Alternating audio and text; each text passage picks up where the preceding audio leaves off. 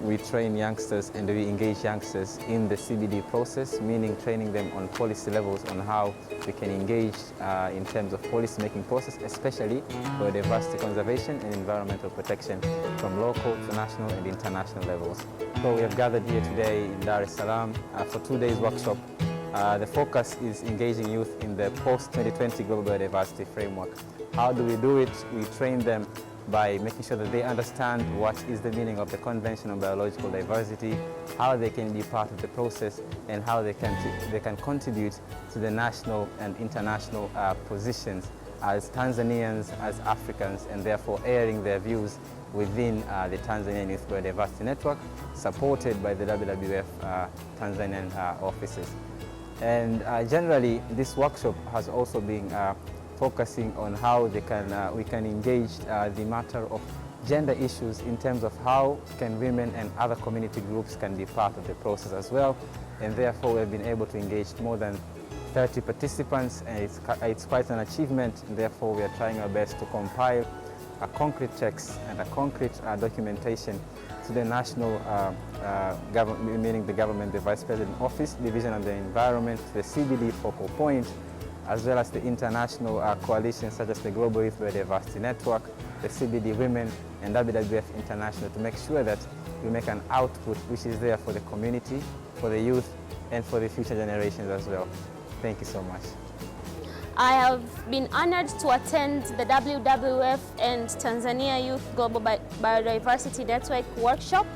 The workshop has really opened my eyes. First of all, there are plenty of laws governing biodiversity in terms of international statutes, and I think it's of adamant importance that we add these in our national laws and implement them as they are. Also, I have learned that there is a gender aspect in this biodiversity and nature, and that the women are affected directly by changes in biodiversity, and therefore there is an importance and a need to preserve the biodiversity of the nation and the world at large.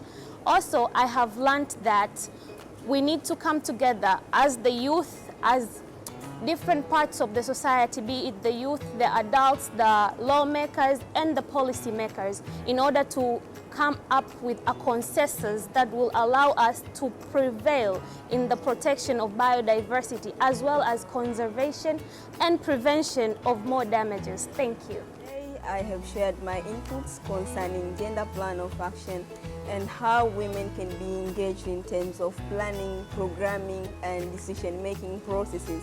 So what we really need, women should be engaged in fully and effective participation in terms of resource mobilization, but also in conservation of biodiversity, sustainable use of biodiversity resources, and even equitable sharing of the genetic resources, even sharing of the equitable sharing of the benefits arising from genetic resources.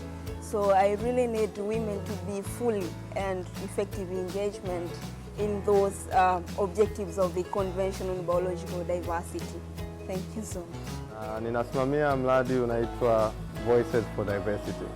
Mradi ambao unaangalia namna gani ya kupaza sauti kwa ajili ya bayanuai, hasa ulinzi wa bayanuai.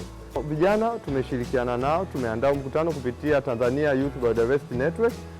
Wao kama wadau wa masuala ya uhifadhi tumeshirikiana nao na kuandaa mkutano huu ambao vijana nao wanapata fursa ya kutoa mawazo kwa ajili ya usimamizi wa bayanuai katika nchi yetu ya Tanzania, ambayo mawazo tutayawakilisha kwa msimamizi au focal person wa Tanzania katika masuala ya bayanuai, ambao ofisi yao ipo katika ofisi ya makamu wa rais kule Dodoma.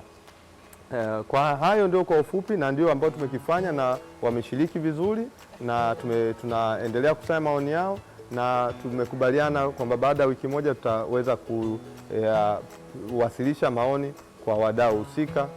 It has been a wonderful workshop. I got a knowledge on biodiversity and how we can work together as the youth as well as the global community on the issues concerning conservation, as well as settling the principles for ensuring the stability of the community. by ensuring there is a positive relationship between the nature as well as the human activities such as agriculture. What a recommendations and what a powerful moment I have here is trying to establish something of different from the way I was before, not taking care of the environments, but this time I want to be the keystone to put a specialization on the conservation of the environment and the need to keep the nature as the way it is naturally. So I will like to thank everybody here, and I wish you a wonderful time.